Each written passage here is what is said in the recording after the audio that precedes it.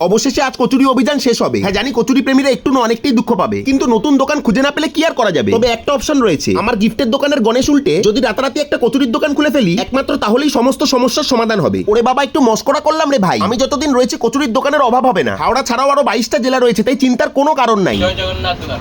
জয় জগন্নাথ, ওই জয় জগন্নাথ চপের দোকান বললেই চিনবে। আর সকালে কি কি পাওয়া যায়? জিলা কচুরি, জিলেবি, কচুরি, বেগুনি, চপ। আর সব দাম কত করে? কটা? আর কচুরি কত? কচুরি 5 টাকা, জিলেবি 5 টাকা। কচুরি আর জিলেবি 5 টাকা, আর বাকি সব 6। সকালে 5টা থেকে 10টা। আর বিকালে এক্সট্রা কি করো? কচুরি বিকালে ব্রেড চপ হয়, ভেজিটেবল চপ হয়, ডাল বড়া হয়, আর বাঁধাকপি চপ।